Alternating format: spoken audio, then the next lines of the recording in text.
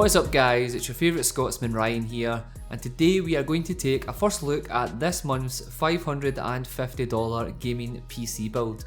So you guys wanted me to go ahead and put a budget system together, as last month we went a little crazy, so that is exactly what I did. So there are some additional parts that will take this build up to probably around $640, but these are totally optional and I just opted to add them into the system just to speed it up a little bit and also allow me to overclock the system.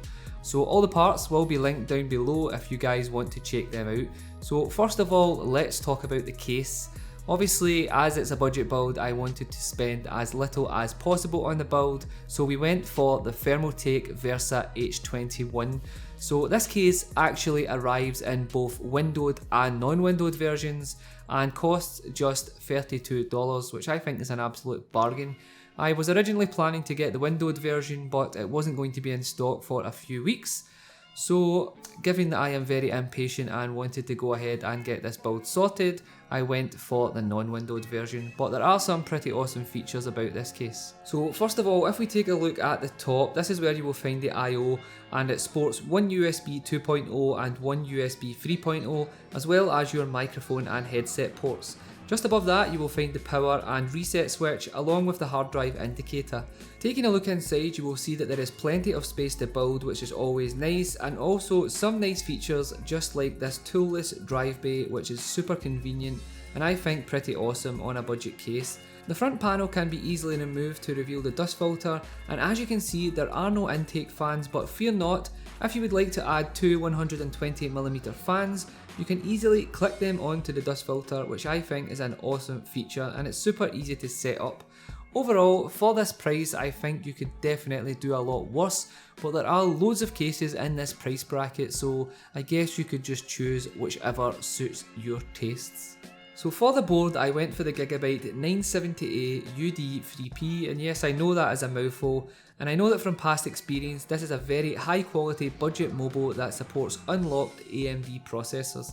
It has all the features we are looking for, like the ability to overclock our CPU, 6 SATA 3 ports, 4 USB 3.0 ports, and 14 total USB 2.0 ports, 6 of which are featured on the rear I/O. Overall, this is a solid motherboard that is packed with plenty of features as well as looking good, so for the price it is definitely a great option. So for the CPU, I went for the trusty 6-core AMD FX 6300 Black Edition, which is clocked at 3.5 GHz out of the box. I went for this processor as at under $100 the power versus cost ratio is pretty awesome, and I have seen overclocks on this CPU up to 5 GHz, so I look forward to seeing what we can achieve with it. So with 6 cores, I'm pretty excited to see if this can handle some light video editing and whatever else we can throw at it. Overall, the value for money is definitely here when it comes to this processor. If like me you want to go ahead and overclock the system, then I recommend upgrading the cooler to the $29 Be Quiet Pure Rock. This is going to allow you to overclock your system without burning the house down or frying your chip, and honestly for $29 this cooler not only looks good, but the 120mm fan is super quiet.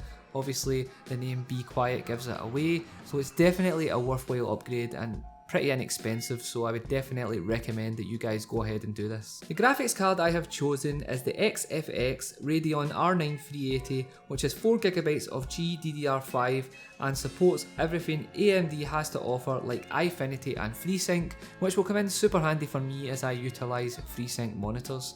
Also, with the 4GB of VRAM, we should easily be able to crank up the settings in games with ease, and with the dual 90mm fans and 4 extended heat pipes, it should remain pretty cool as well.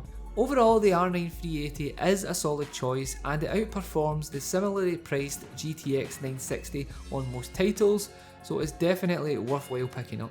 So for the memory I went for 8GB of DDR3 Corsair Vengeance LP clocked at 1600 MHz. DDR3 RAM is super cheap these days, and I picked this kit up for $44, so it's pretty inexpensive compared to what it used to be, and 8GB is definitely enough RAM to get the job done. And if you do not believe me, then Hardware Canucks made a pretty awesome video on 8GB versus 16GB versus 32GB and the differences it makes, and I will leave that video linked down below in the description that you guys should definitely check out, as the results are pretty mind-boggling. So last of all, for the hard drive, I picked up a 1TB Barracuda from Seagate, which I have used in many builds before without issues. Of course, it is better to have an SSD in the system, at least for the OS, so if you have an extra $40 to spare, then you could go ahead and pop in this 128GB SSD from Kingston that can achieve a 450 megabytes per second read and write speeds, and this will definitely improve your system. So $40, that is probably a worthwhile buy if you ask me. If you want to buy the SSD first then get the hard drive second, then that is always an option as well, as they are both the same price anyway. So last up we have the power supply, and I opted for the 600 watt from EVGA. It's 80 plus bronze certified, pretty quiet, and for $50 it will definitely get the job done. Unfortunately it is not modular, but at this price range what can you do? And obviously not having a windowed case, it's not going to make a huge difference to me. So that pretty much rounds up the build, guys. $550 well spent if you ask me, and I'm pretty sure that this will perform pretty awesome. So stay tuned for part 2 of the video, which will be the build guide, and I will also be trying to put together a time lapse of the build, as I know you guys love to see time lapses. Part 3 of the video will be the gaming tests and benchmarks as well, so definitely excited to see what this build can achieve. So if you have any questions about the build or parts that you may have put in instead of me, let me know down below in the comments. Also, if you liked the video, don't forget to leave a thumbs up, as it really helps the channel. And as always guys, thank you so much for tuning in. Stay safe, be kind to each other, and I will catch you on the next one. Peace!